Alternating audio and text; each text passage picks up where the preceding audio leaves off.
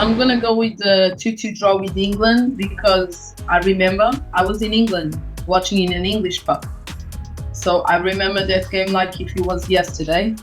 I mean, I don't want people to hate me or anything, but it had a special feeling to win. Although I couldn't celebrate it at all, I had to be completely quiet. There was nothing, because English people leave they celebrate the national team much more than we do in Portugal. I think it's one of the few countries I've been where people, they like the club and they love the national team.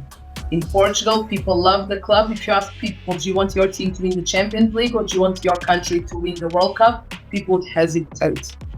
And I get the feeling that in England it's a little bit different. So I couldn't celebrate. I couldn't even open my mouth because they knew my accent. It was probably Southern European. But that win in 2004 and the fact that it was in Portugal and the fact that it was Figo and Costa last games for Portugal, last big competition, definitely was one of the best. And I watched that game many times. You know, sometimes I'm at the gym and I hate the treadmill, and I watch that game. I watched the 2006 one as well at the World Cup in Germany. I was there. So I know from an English point of view it's not good, but from a Portuguese point of view, to beat a team like England, I mean, it's not like beating any other team. You know, it's like the nation of football. So I'm gonna disagree, and I think this squad here, they have threats everywhere. I don't think England have ever had a Jude Bellingham. I honestly don't think so. I think other teams have had the caliber of Jude Bellingham who can win it out of nowhere.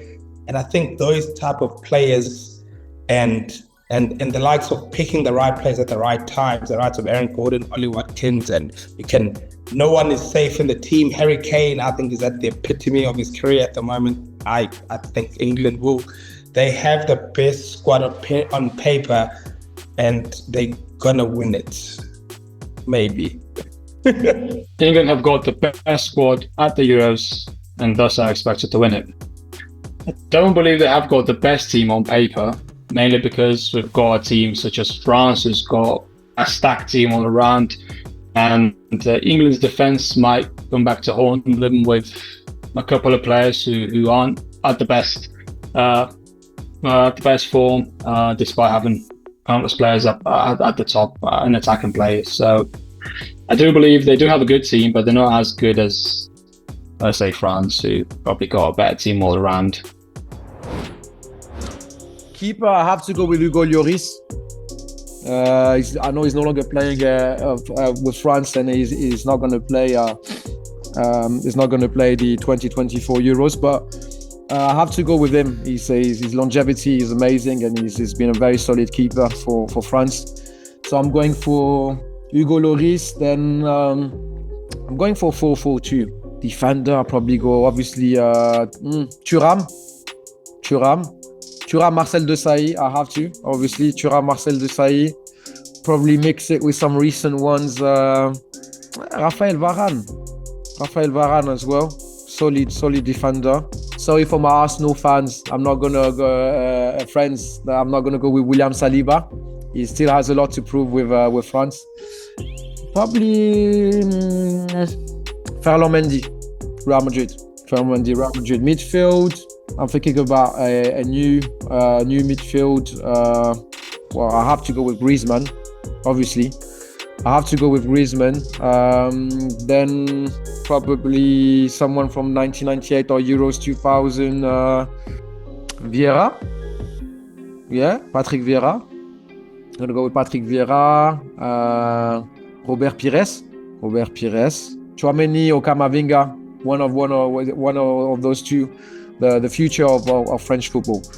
Obviously, I had to put Zidane, but it's too easy. So I'm picking a new one. There's a lot of options. I'm thinking about Blaise Matuidi now. I'm thinking about N'Golo Kanté as well. Do you know what? There's so many options. Oh my God. That's a bit of a hard one. You know what? Let me change. Blaise Matuidi, N'Golo Kanté, Zidane, and yeah, that's it for the midfield. And from three, I'm changing 4-4-2 to 4-3-3. I'm gonna go with Thierry Henry, Kylian Mbappé. And last one is a bit of a tricky one. Oh my God. Nicolas Anelka, because I love the player, so I'm really biased. Nicolas Anelka. Are Belgium too reliant on the older generation? I have to say yes. We're still making the change, but we have to be honest. At this tournament, we still play with Jan Vertongen, 37. Axel Witsel returned back to the team because the younger generation wasn't on the same level as him. So that already says something about the quality that the coach wants. And that the younger generation can't bring at this moment. So up front we still need Romelu Lukaku to score goals. In the first game he got 2 disallowed goals, and we will see now what will happen for the next 2 games. Also on the midfield we still need Kevin De Bruyne to make the difference. We have to be honest, it wasn't the best game also from Kevin De Bruyne. He was okay, he was good, but not really on his top level what we expected, because of course he had a long injury. We thought he was really fresh. But in the first game, he worked hard.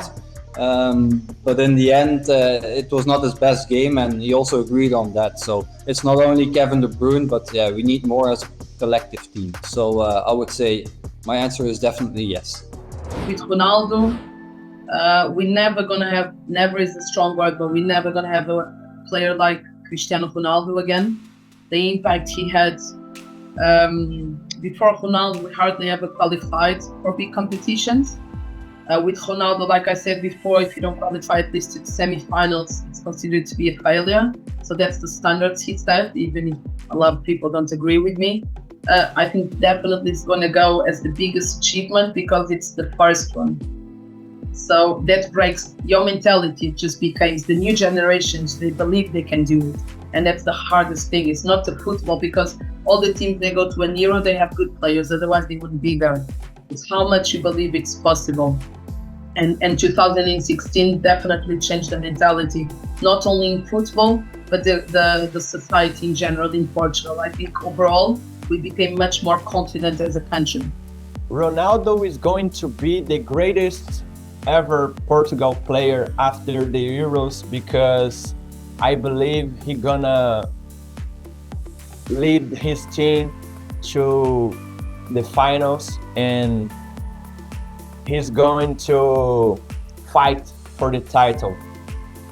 And he already writes his name at the football history, and he already won a title for Portugal. So I believe he's gonna to be the greatest ever Portugal player after the Euros. Agree. He is already Portugal's greatest player of all time, because his let's say if he is competing with Luis Figo or Eusebio, he already passed them.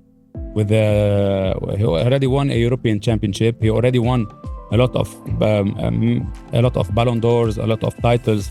He's one of the top 5 players of all time, all around the world, not only in Portugal.